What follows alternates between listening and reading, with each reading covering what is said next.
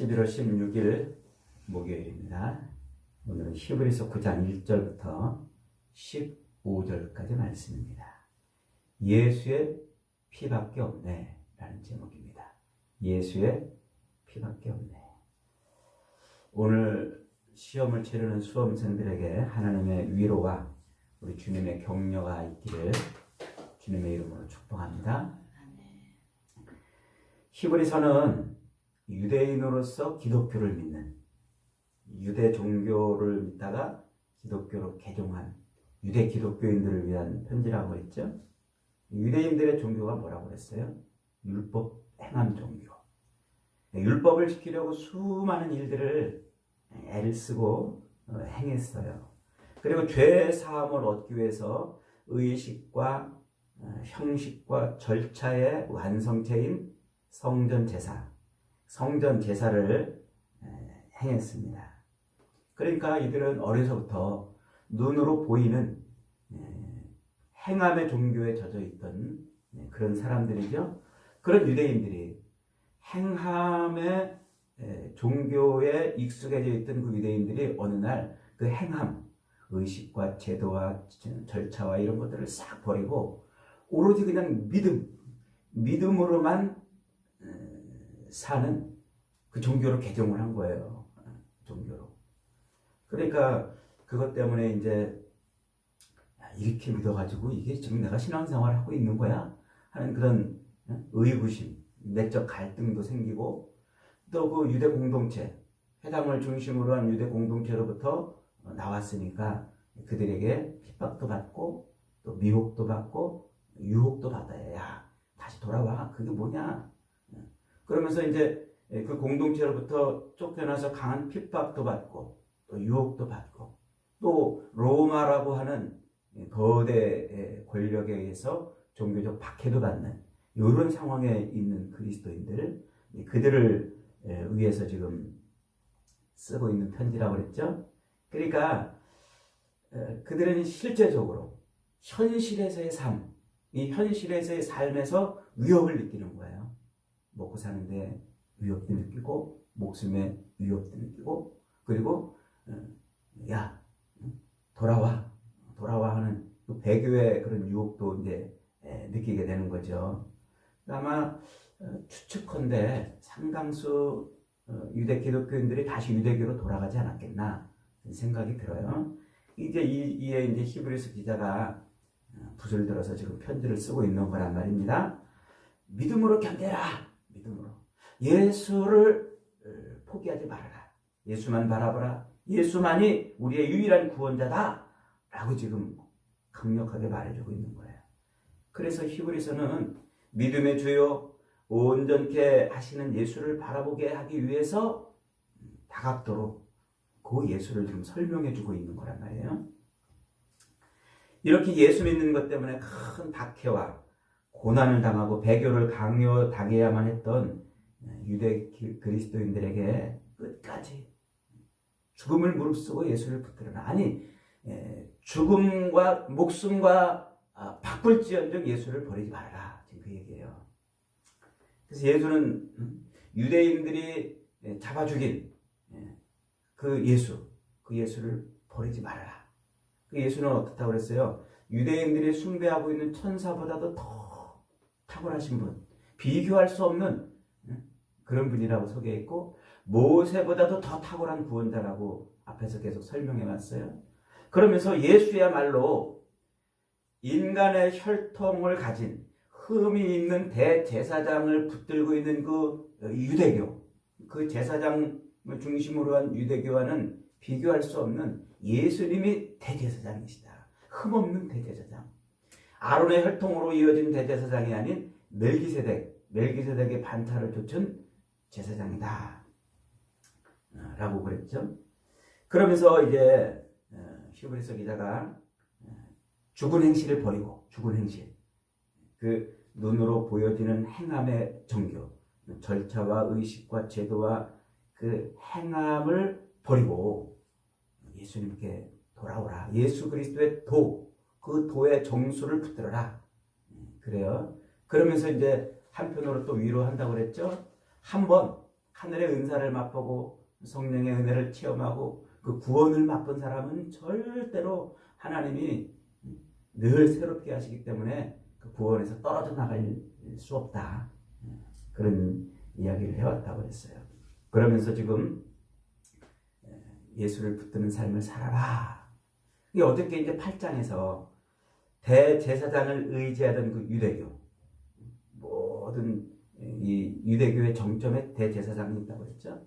그 대제사장을 의지하던 유대교는 하늘의 실체를 바라보게 하는 그림자였는데, 이 유대인들이 그 하늘의 실체, 이 유대 종교, 그 율법 행함의 종교를 지키면서 그걸 붙들고 살면서 하늘의 실체를 바라봐야 되는데, 그걸 못 보고 여기에서 그저 율법 하나 지킨 것 가지고 자기 의를 드러내고, 그리고 율법을 지킨 것 가지고 복 달라고 간구하고, 율법을 지킨 것 가지고 제사 한번 드린 것 가지고 죄 용서함 받았다고 여기고 자기의 의를 이렇게 드러내고 사는 거예요. 그래서 이 땅을 사는 동안 삶의 주권이 하나님께 있는데, 우리 인생의 주인이 하나님이시고 하나님이 우리의 통치자 왕이신 것을 늘 기억하라고 그랬는데, 그걸 잊어버리고 삶의 주권을 자기가 탈취해가지고 자기 평안한 삶, 자기를 위한 삶, 자기 만족을 위한 삶을 살아냈다고 했어요.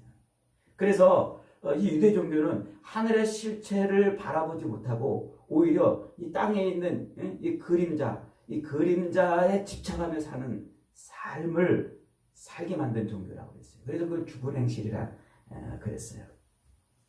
하나님과의 그 언약을 깨트리는 삶이라고 그랬어요.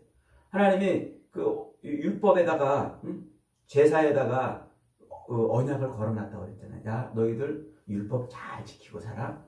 그리고 요 제사를 잘 지키고 드리고 살아. 그러면 나는 너희 하나님이 되고 너희는 내 백성이 될 거야 하는 이 언약을 거기다가 딱 담아 놓으셨는데, 이 언약을 깨트려 버린 거예요. 우리 하나님으로 온전하게 예배하지 못하는 삶을 사는 거예요. 그래서 지금 너희를 핍박하고 너희를 죽이려고 하고, 살고 싶으면 예수를 버리라고 강요하고, 평안하게 살고 잘 먹고 잘 살게 해주겠다는 그 많은 미혹, 유혹, 핍박을 이겨라. 견뎌내라. 예수 믿는 그 믿음 하나 가지고 견뎌내라. 그러는 거예요. 이 땅에서 잘 먹고 평안하게 살고 죽을 위험에서 벗어나서 안전하게 살려고 몸부림치는 그것들은 다 하나님과 상관없는 것이다. 이미 하나님이 버리신 그 옛 언약, 이미 그걸 통해서 그렇게 사는 삶을 통해서 하나님 언약을 버렸다는 말이에요. 그 담아놨던 언약을 하나님 스스로 깨뜨리셨다는 거예요. 그 언약, 깨뜨려진 언약을 아직도 그걸 지키려고 사는 그 삶은 하나님과 상관없는 삶이라. 그래서 오직 예수를 붙들고 예수만 믿고 예수를 충만해지는 그런 삶, 그게 하늘의 실체를 보고 사는 삶이라 그런다고 했죠. 그래서 오늘 본문 9장에서는요, 그 유대교가 대제사장을 통해서 이루려는 게 뭐예요? 그 유대교의 정점은 대제사장에 있다고 그랬죠. 그 대제사장을 통해서 이루려고 하는 게 뭐냐면 죄사함을 받는 거거든요. 그 죄사함의 실체가 뭔지를 오늘 폭로해 주는 거예요. 여기서 1절부터 9절까지는 그 첫 언약의 정점에 있던 그 대제사장들을 통한 속죄 제사가 행해지는 성막, 장막, 성소를 지금 떠올리고 있죠.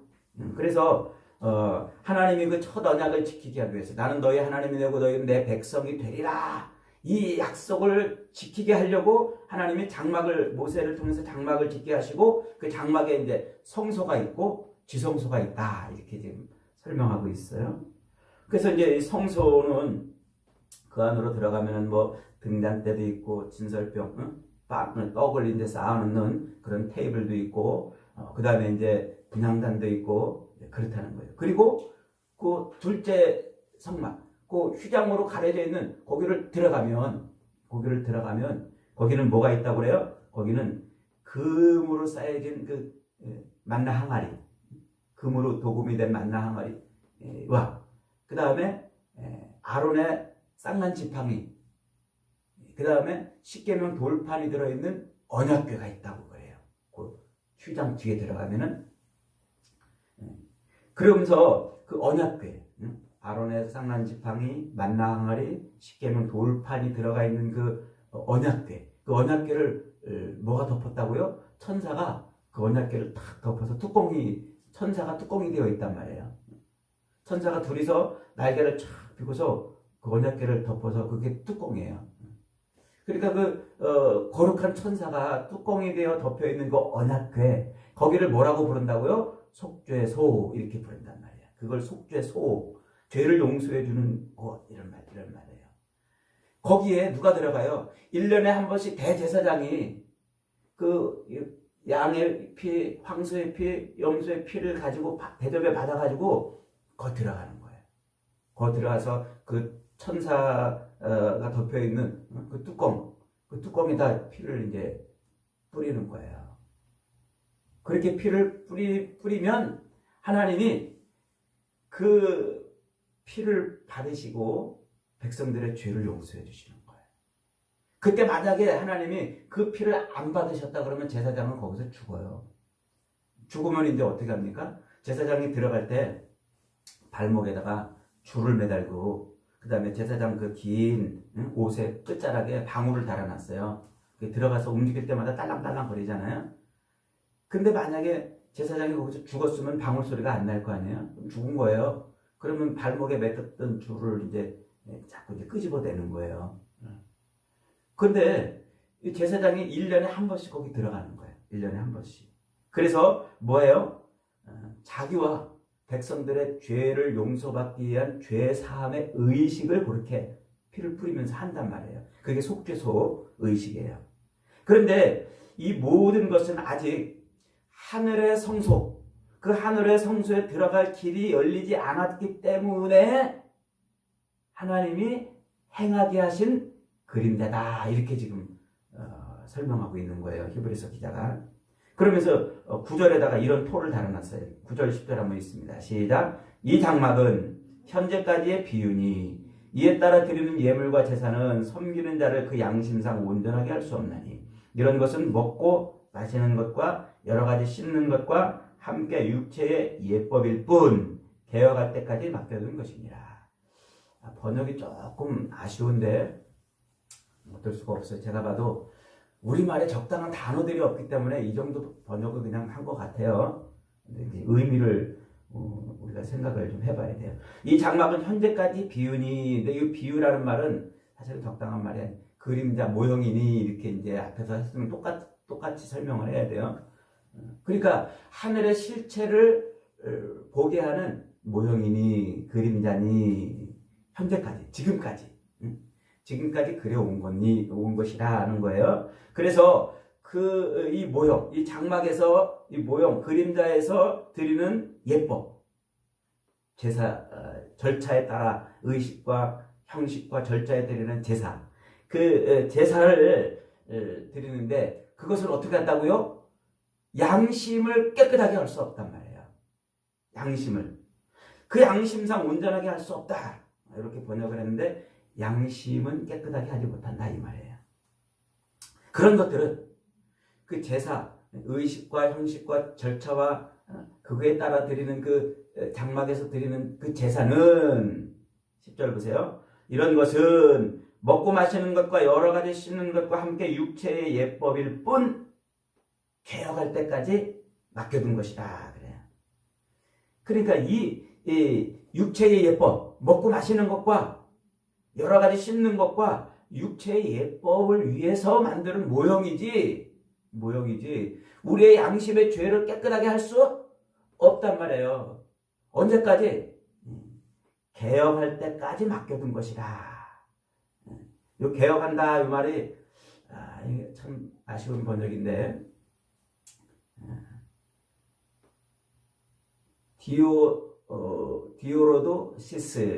디오로도시스 이런 말이에요. 디오로도시스. 요게 이제 헬라어 디오로도시스라는 말인데 유대인들은 이 히브리인들은 이 말을 어떻게 썼냐면 메시아를 통한 회복이라는 뜻이에요. 그러니까 그런 그림자는 언제까지 맡겨뒀다고요? 메시아를 통한 구원자를 통한 회복이 올 때까지 맡겨뒀다 이 말이에요. 이 맡겨뒀다라는 말도 에피케이만이라고 그래요. 상징으로 두었다, 그림자로 두었다 이 말이에요. 그러니까 백성의 죄와 자기 죄를 용서받기 위해서 대접에 피를 담아서 그 안에 들어가서 속죄소에서 피를 뿌리면서 죄 사함의 의식을 행하는 그런 것들, 그것들을 언제까지 맡겨뒀다고요? 언제까지? 메시아가 와가지고 회복할 때까지 상징으로, 그림자로 두었다 이 말이에요. 이게 정확한 의미예요. 그러니까 이게 지금 뭐라는 거예요? 실체가 아니라는 거예요. 그림자, 모형이란 말이에요. 모형. 그러니까 그 예식으로는, 그 행함으로는, 그 의식으로는 죄사함이 일어날 수 없다. 우리의 양심에 있는 죄를 씻어낼 수 없다. 겉으로는 죄사함 받은 척 하는 거예요. 그러니까 그렇게 그 율법에 기록이 되어 있는 그 의식을 행하는 것은 죄 없는 것처럼 여김을 받을 수 있지만 죄 사함을 받을 수는 없다는 거예요. 거룩한 척, 죄 용서함 받은 척, 하나님을 섬기는 척 할 수는 있지만 그러나 죄 사함은 일어나지 않는다는 거예요. 진짜. 대제사장이 1년에 한 차례씩 거기 매년 들어간다는 건 뭐예요? 계속 반복된다는 것은 죄가 사해졌으면은 반복해서 들어갈 이유가 없는 거죠. 죄가 안 사해졌으니까 또 들어가고 그러는 거예요. 진짜 죄의 뿌리인 그 양심에 있는 그 죄를 씻어낼 수 없었기 때문에 또 들어가고 그런다는 거예요, 지금. 이 모형이기 때문에 그런다는 거예요. 그래서 율법은 모형, 그림자로 주신 것인데 언제까지? 메시아가 와서 회복할 때까지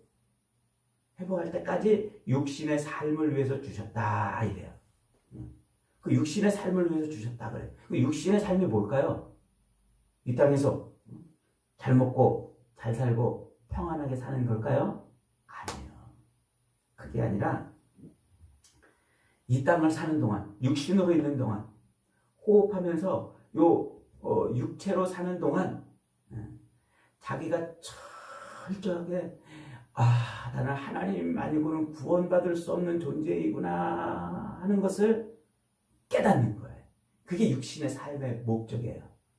하나님이 이 땅에 우리를 보내시고요. 엄마 뱃속에서 응애하고 태어나서 숨이 끊어질까지 요 70 살고 80 사는 요 기간 동안에 우리가 해야 될 것은 이 땅에서 잘 먹고 잘 살고 평안하게 살고 이걸 몸부림치면서 하는 게 아니라 나를 구원하실리? 이 수밖에 없다. 이 고백을 하게 하는 거예요. 그래서 이 육신으로 사는 동안 이 고백을 못하면 끝이에요. 아무리 이 땅에서 우리가 잘 먹고 잘 살고 많은 것을 갖고 많은 것을 누리고 아무리 명예를 드러내고 권력을 갖고 살아도 이 육신으로 있는 동안, 이 육체로 살고 있는 동안, 이 육신의 삶을 살고 있는 동안 그건 못 깨달으면 꽝이란 말이에요. 이걸 위해 주셨단 말이에요. 하나님이. 이 육신의 삶을 위해 주셨단 말이에요. 그걸 깨닫게 하려고 그걸 위해서 율법을 주셨다는 말이에요. 지금. 그래서 사도 바울이 갈라디아서 3장 23, 24절에서 이렇게 말해요. 제가 읽어볼 테니까 잘 들어보세요. 갈라디아서 강의할 때 이미 다 한 거지만 믿음이 오기 전에 우리는 율법 아래 매인바 되고 계시될 믿음의 때까지 갇혀 있었다. 이같이 율법이 우리를 그리스도께로 인도하는 초등교사가 되어 우리로 하여금 믿음으로 말미암아 의롭다함을 얻게 하려 함이라. 우리가 많이 들었죠. 율법이 뭐라고요? 몽학선생이라고요. 율법은 믿음이 오기 전에 우리가 이 율법 아래 하나님이 우리를 율법 아래 꽉 묶어뒀는데 이것은 계시될 보여줄 그 계시될 믿음이 올 때까지 그렇게 묶어놓은 거란 말이에요. 그 속에 가둬놨단 말이에요. 그래서 그 율법은 우리로 하여금 뭐 하게 한다고요? 그리스도께로 우리를 인도하는 몽학선생이란 말이에요. 초등교사. 그러니까 뭐라는 거예요? 바울이 이 율법 아래 믿음이 올 때까지 율법 아래 가둬뒀는데 이 율법을 지키면 지킬수록 애를 써서 율법대로 살려고 몸부림치면 칠수록 우리는 뭐 하는 거예요? 아, 예수 아니면 살 수 없구나. 이걸 깨닫게 그걸 알게 하려고 율법 아래 우리를 가뒀단 말이에요. 가뒀단 말이야. 자, 아까 대제사장이 1년에 한 번씩 성소 안으로 들어가서 피 뿌리는 의식을 행했는데도 뭘 못했다고요? 우리 마음의 죄는 씻어내지 못했단 말이에요. 그죠? 마음의 죄. 자, 10계명 여러분 다 기억하시나요? 1계명, 하나님을 2계명. 10계명의 10계명이 뭐예요? 네? 내 이웃의 집을 탐하지 말아라.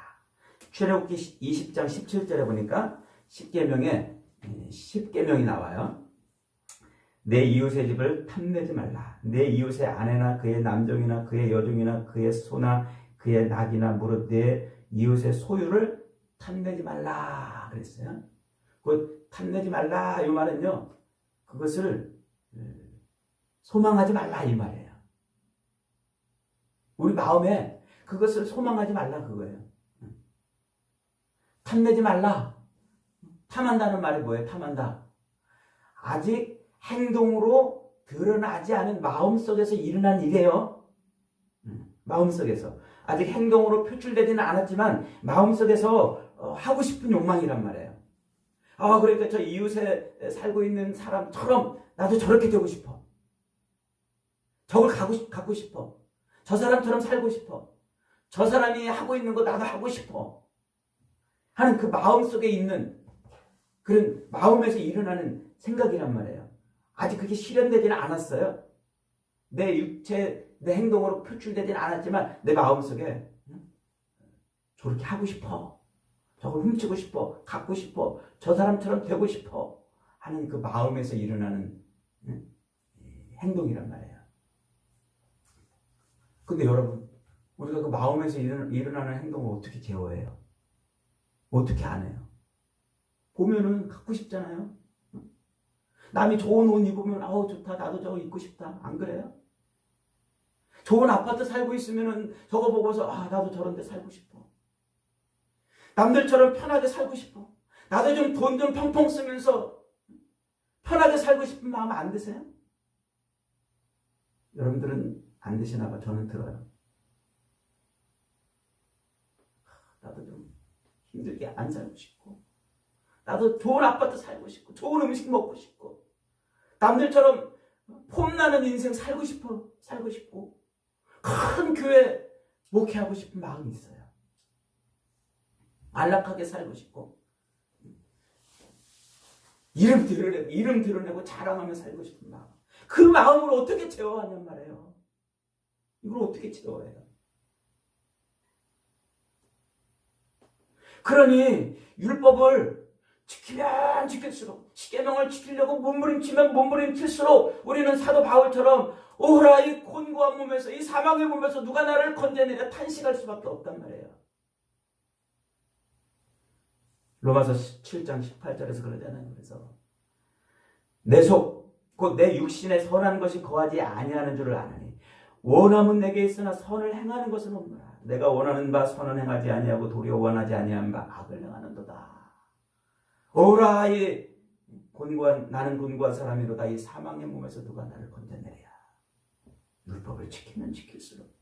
바울은 그렇게 예수님 만나기 전에 율법을 지키려고 평생 몸부림쳤던 사람인데 지키면 지킬수록 그럴 수밖에 없었다는 것을 깨달은 거예요.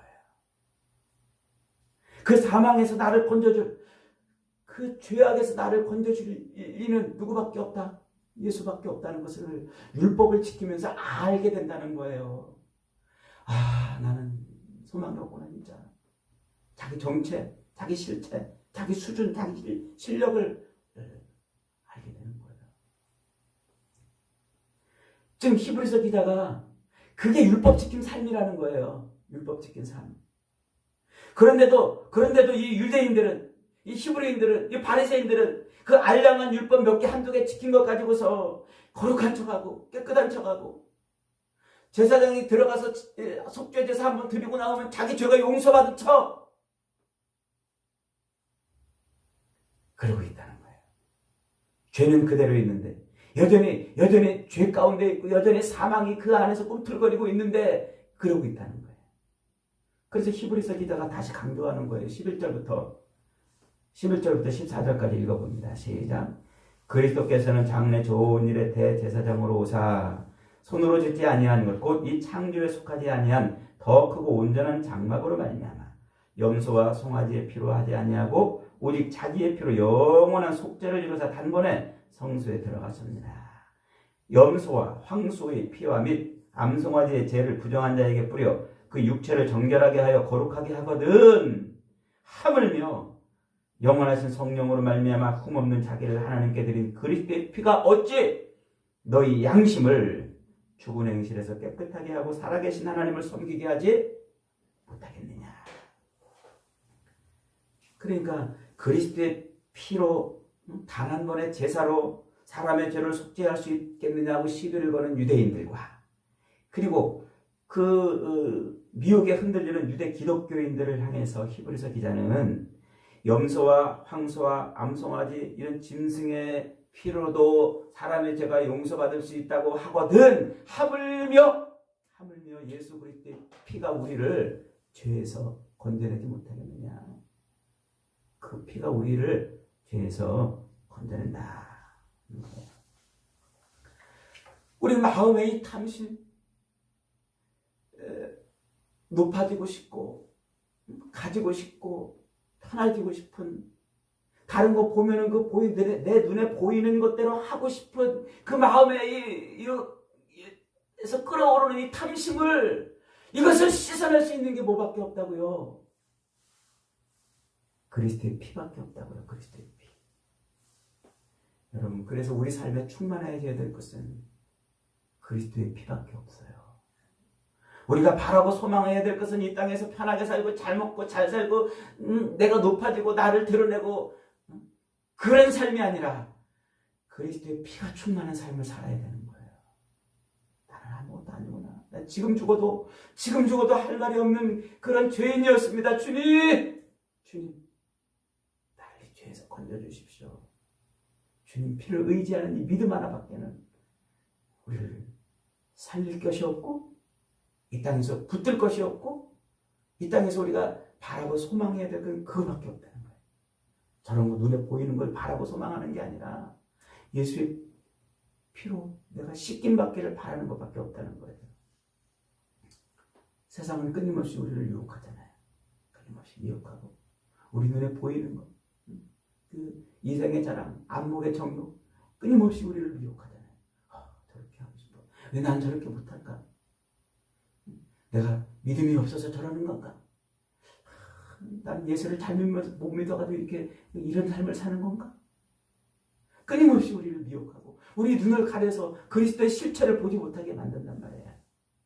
그래서 우리도 자꾸 그런 종교적인 의식 한번 행한 걸로 마치 죄 용서함 받은 것처럼 예배당에 와서 예배 한번 드리면 모든 죄가 다 용서함 받아서 이 땅에서 그냥 잘 먹고 잘 사는 그런 삶을 살게 하는 것처럼 그렇게 자꾸 우리를 미혹해요. 수많은 목회자들이 그렇게 설교하고 있단 말이에요. 지금 바리새인들, 영적인 바리새인들을 만들어내고 있는 거예요.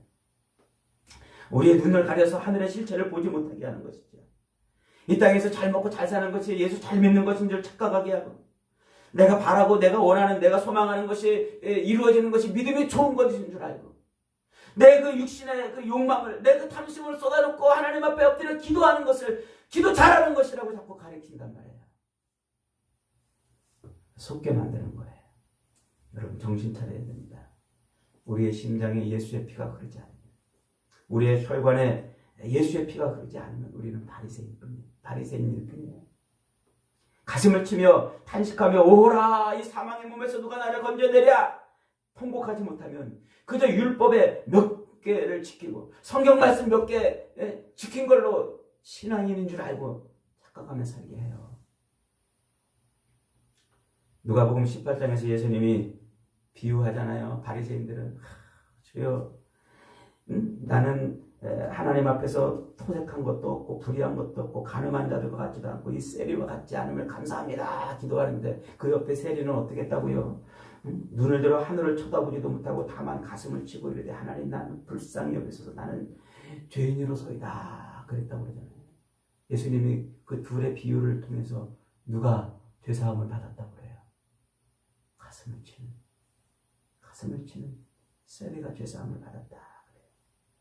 여러분, 우리가 이 땅에서 살면서 정말 우리가 우리의 삶에서 채워야 될 것은요, 내 욕망을 채우고 내 욕심을 채우고 내가 바라는 것들을 소망하는 것이 아니라 예수의 피가 나를 건지기를 소망해야 됩니다. 예수의 피가. 지금 이 위대 기독교인들을 향해서 핍박하고, 야, 너 살고 싶으면 빨리 예수를 버리고 일리 와. 편안하게 살고 싶지. 핍박 안 맞고 살고 싶지. 빨리 이쪽으로 와. 그런 유혹을 하는 그런 것처럼 지금 세상이 우리를 그렇게 유혹하고 있어요. 수많은 것들이. 그런데 우리는 예수 믿는 것, 예수의 피를 의지하는 것, 그것이 우리 삶에 충만해지기를 간절히 바라고 소망해야 돼요. 사랑하는 여러분, 아담의 피가 흐르는 우리의 심장에 그리스도의 피가 흘러야 됩니다. 욕망의 피가 흐르는 우리의 혈관에 예수님의 피가 흘러야 됩니다. 오늘도 예수님의 피를 소망하십시오.